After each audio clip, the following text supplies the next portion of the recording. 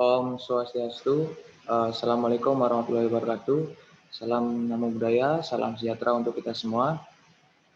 Jadi pada kesempatan kali ini, kami dari SGD A8 ingin menampilkan dan presentasikan terkait student project kami yang berjudul Rational Use Antibiotics for Respiratory Tract Infection.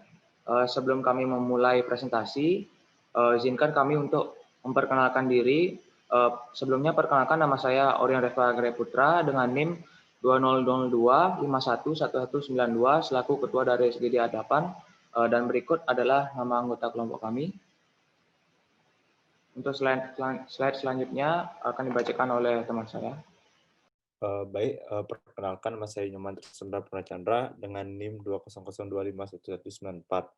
Kesempatan kali ini saya akan menjelaskan latar belakang dari student project kami. Antibiotik merupakan suatu metabolit mikroba dengan berat molekul rendah yang pada konsentrasi rendah bertujuan untuk menghambat pertumbuhan mikroorganisme lain yang spesifiknya bekerja pada bakteri yang menyebabkan infeksi. Farmakokinetik merupakan proses perjalanan antibiotik di dalam tubuh meliputi absorpsi, distribusi, metabolisme, dan eliminasi. Sedangkan farmakodinamik merupakan efek yang ditimbulkan dari antibiotik di dalam tubuh. Sekian dari saya, selanjutnya dilanjutkan oleh teman saya. Perkenalkan, nama saya Ika Marco Murtidya Marga dengan NIM 2002511195. Yang pertama ada tujuan, yang kedua ada manfaat, yang ketiga kita akan menjelaskan definisi. Next, yang pertama ada tujuan. 1. Untuk mengetahui hubungan penggunaan antibiotik dengan infeksi pada saluran pernapasan. Yang kedua, untuk mengetahui proses metabolisme dari antibiotik terhadap infeksi saluran pernapasan. Yang ketiga, untuk mengetahui peranan antibiotik terhadap infeksi saluran pernapasan. Yang terakhir, untuk mengetahui rasional penggunaan antibiotik untuk infeksi saluran pernafasan. Selanjutnya akan dilanjutkan oleh teman saya. Baik, perkenalkan, nama saya Made Raditya Dwidayana dengan NIM 200251196. Saya akan menunjukkan presentasi mengenai manfaat. Yang pertama, dapat mengetahui apa yang dimaksud dengan infeksi saluran nafas. Yang kedua, dapat mengetahui penyakit yang terjadi akibat infeksi saluran nafas. Yang ketiga, dapat mengetahui terapi obat yang digunakan dalam mengatasi penyakit akibat infeksi saluran nafas. Dan keempat, dapat mengetahui rasional penggunaan antibiotik untuk infeksi saluran pernapasan. Untuk selanjutnya akan dilanjutkan oleh teman saya. Baik, perkenalkan, nama saya Kadek Dharma Wicaksara dengan NIM 2002511198. Di sini saya akan menjelaskan definisi dari antibiotik. Antibiotik adalah kelompok obat yang digunakan untuk menangani infeksi atau masalah yang disebabkan oleh bakteri. Efek, terapi, dan toksik dipengaruhi oleh dosis obat, kelarutan, sifat obat, dan cara pemakaian obat dari pasien. Antibiotik dengan jumlah yang sesuai maka akan menyebabkan pasien menjadi sembuh. Namun, apabila mengkonsumsi antibiotik dalam jumlah yang tidak sesuai atau terlalu banyak maupun sedikit, akan mengakibatkan terjadinya resistensi bakteri terhadap antibiotik. Sekian dari saya, presentasi selanjutnya dilanjutkan oleh teman saya. Baik, perkenalkan, nama saya Dian Kirana Dewi dengan NIM 20025111199. Di sini saya akan melanjutkan presentasi yang pertama mengenai perkembangan antibiotik.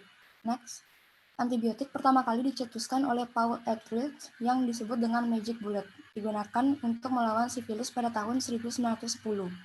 Pada tahun 1928, penemuan antibiotik secara tidak sengaja karena lupa membersihkan sediaan bakteri pada media dalam sebuah cawan Petri dan meninggalkannya selama beberapa hari, dan menemukan penisilin yang ditemukan oleh ilmuwan Skotlandia yang bernama Alexander Fleming.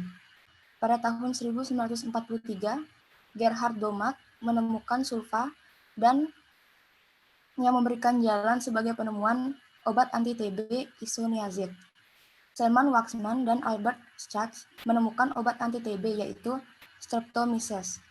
Waksman merupakan orang pertama yang memperkenalkan terminologi antibiotik. Sejak itu, antibiotik sering digunakan sebagai klinisi untuk menangani berbagai penyakit yang disebabkan oleh penyakit yang dapat menimbulkan infeksi. Mulai dari tahun 1950, ditemukan bakteri yang resisten dengan penisilin. Selanjutnya akan dilanjutkan oleh teman saya. Perkenalkan, nama saya Made Agung Atnyas Putra dengan nomor induk mahasiswa 200251200. Saya akan menjelaskan tentang jenis antibiotik dan kandungannya. Yang pertama penisilin, itu yaitu sebuah kelompok antibiotik beta-laktam yang digunakan dalam penyembuhan penyakit infeksi karena bakteri. Biasanya berjenis gram positif. Penisilin bekerja dengan menghambat pembentukan dinding sel, kemudian keduanya akan pecah atau lisis. Yang kedua, cephalosporin, itu yaitu antibiotik beta-laktam dari fungus Acremonium. Cephalosporin ini generasinya pertama aktif terutama melawan bakteri gram positif seperti Staphylococcus dan Streptococcus. Obat ini sebagian besar digunakan untuk infeksi kulit dan jaringan lunak serta penjagaan infeksi bedah yang didapat di rumah sakit. Next.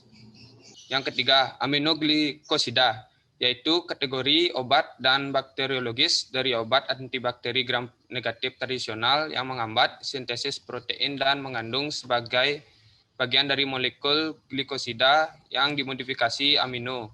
Antibiotik aminoglikosida ini menunjukkan aktivitas bakterisidal terhadap aerob gram negatif dan beberapa basil anaerob yang dimana resistensi belum muncul tetapi umumnya tidak melawan bakteri gram negatif, gram positif, dan anaerobik.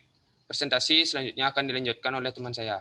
Baik, perkenalkan saya Made Palguna Sastra dengan NIM 20025111201 akan melanjutkan presentasi. Yang keempat, streptomycin adalah antibiotik aminoglikosida kelas 1. Ini berasal dari Streptomyces griseus dan merupakan agen modern paling awal yang digunakan untuk melawan tuberkulosis. Contoh lain dari aminoglikosida termasuk agen yang mengandung deoksitreptamin, kanamisin, tobramycin, gentamicin, dan neomycin. Next. Yang kelima, penghambatan biosintesis protein bakteri dan mencegah peptidtransferase dari penambahan peptida yang tumbuh dan melekat pada tRNA ke asam amino, serta menghambat translasi ribosom bakteri merupakan mekanisme kerja makrolida. Yang keenam, makrolida antibiotik digunakan untuk mengobati infeksi yang disebabkan oleh bakteri gram positif, misalnya Streptococcus pneumoniae, dan bakteri gram negatif terbatas, misalnya Bordetella pertussis dan Haemophilus influenzae. Selanjutnya dilanjutkan oleh teman saya. Baik, sebelumnya perkenalkan, saya Made Regina Masari dengan NIM 20025111203. Saya akan melanjutkan dengan presentasi yang ketiga tentang materi ketiga, yaitu spesifikasi antibiotik. Next.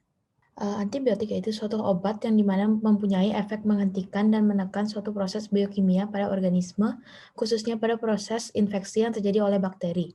Harus dari resep dokter untuk menyesuaikan kondisi pasien dengan dosis yang akan diberikan, memberitahukan hal-hal yang harus diperhatikan sebelum dan saat menggunakan obat dan efek samping yang dapat terjadi atas penggunaan antibiotik.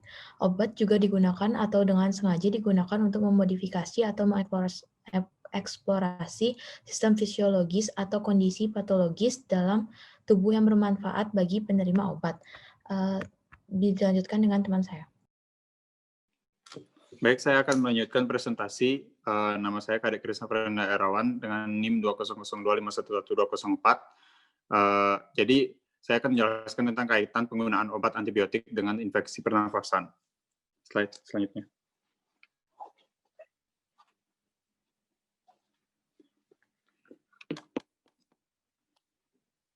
Jadi infeksi saluran pernafasan menjadi masalah kesehatan yang banyak ditemukan dan sering terjadi sehingga penggunaan antibiotik juga tinggi, Sapada dan Wandari 2019. Penggunaan antibiotik yang tidak sesuai dapat menyebabkan resistensi antibiotik.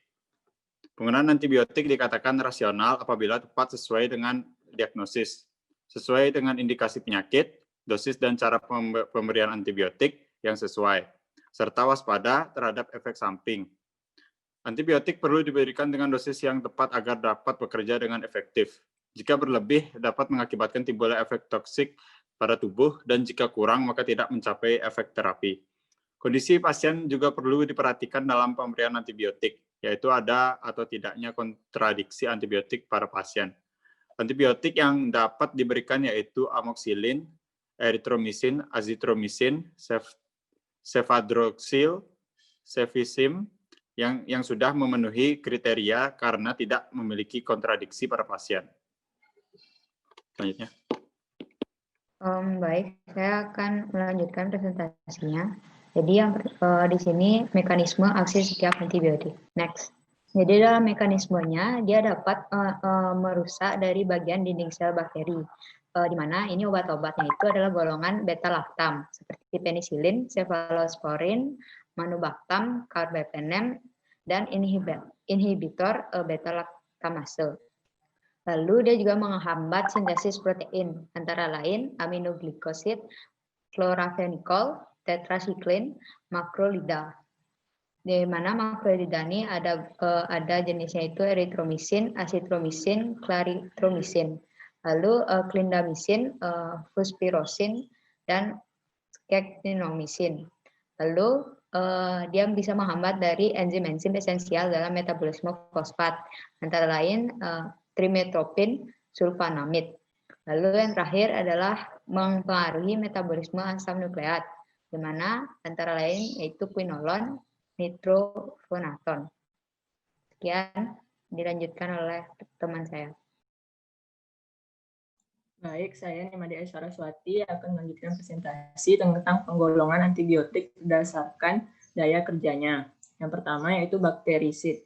Antibiotika yang bekerja secara aktif untuk membasmi kuman seperti cefalosporin, penisilin, aminoglikosida dalam dosis besar, cotrimoxazole, rifampicin, polipeptida, isoniazid, dan masih banyak lagi. Yang kedua yaitu bakteriostatik, merupakan antibiotik yang tidak bisa memusnahkan kuman. Antibiotika bakteriostika ini hanya dapat menghambat atau mencegah pertumbuhan kuman, sehingga pembasmian kuman hanya tergantung pada daya tahan tubuh. Sulfoniamida, nicomisin, tetracycline, eritromisin, dan chloramphenicol, trimetropin, makrolida, asam paraminosilat, dan clindamycin termasuk ke dalam golongan ini. Next. Pertumbuhan bakteri biasanya dipengaruhi oleh berbagai jenis zat kimia dalam lingkungan. Karena pengaruh zat kimia, apabila bakteri tersebut tertarik dan bergerak mengarah pada zat kimia atau biasa disebut simotaksis positif. Dan apabila sebaliknya, maka biasanya disebut dengan simotaksis negatif. Apabila bakteri yang tidak bergerak biasanya disebut simotropis. Baik, akan dilanjutkan oleh rekan saya. Baik, perkenalkan nama saya Nyoman Paramarta dengan NIM 20025111208. Sini saya akan melanjutkan presentasi mengenai efek samping obat antibiotik terhadap pasien yang terkena infeksi saluran pernapasan. Bisa di next. Antibiotik adalah obat yang sering digunakan pada berbagai infeksi yang disebabkan oleh bakteri. Sebagian besar studi menemukan bahwa sekitar 40-62% tidak tepat dalam penggunaan antibiotik. Lalu efek samping dari antibiotik terhadap pasien yang terkena infeksi saluran pernapasan biasanya seperti timbul respon hypersensitivitas, yang dimana respon tersebut bisa mengancam jiwa seperti sindrom Stevens-Johnson atau anafilaksis. Untuk menghindari terjadinya efek samping ini, pada bagian kulit bisa dilakukan berupa skin test, dan sebelum memberikan resep dokter akan menanyakan secara langsung kepada pasien apakah pasien memiliki riwayat alergi terhadap antibiotik atau tidak. Sekian dari saya, bisa lanjutkan oleh teman saya. Terima kasih. Baik, yang selanjutnya ada secara keseluruhan yang paling sering menimbulkan efek samping ke saluran pernapasan seperti obat golongan penisilin akan membuat sesak sampai gagal nafas dan juga bisa menyebabkan hipotensi dan urtikaria. Yaitu ketidaktepatan dalam penggunaan antibiotika mengakibatkan meningkatkannya jenis-jenis kuman yang resisten maupun tidak tercapainya tujuan terapi. Sekian dari saya, dilanjutkan oleh teman saya. Baik, untuk kesimpulan, antibiotik merupakan suatu metabolit mikroba dengan berat molekul rendah yang pada konsentrasi rendah itu bertujuan untuk menghambat pertumbuhan mikroorganisme lain yang spesifiknya bekerja pada bakteri yang menyebabkan infeksi. Antibiotik dapat menyembuhkan infeksi saluran pernapasan apabila antibiotik yang diberikan sesuai dengan gejala yang timbul. Antibiotik untuk infeksi saluran pernapasan atas akan berbeda dengan antibiotik untuk pernapasan bawah. Penggunaan antibiotik dikatakan rasional apabila tepat sesuai dengan diagnosis, sesuai dengan indikasi penyakit, dan cara pemberian antibiotik yang sesuai, serta waspada terhadap efek samping. Nah, antibiotik perlu diberikan dengan dosis yang tepat agar dapat bekerja dengan efektif, yang umumnya diberikan kepada pasien seperti cefadroxil dan amoxicillin. Ketidaktepatan dalam penggunaan antibiotik mengakibatkan meningkatnya jenis-jenis kuman yang resisten maupun tidak tercapainya tujuan terapi. Berikut adalah daftar pustaka dari student project kami.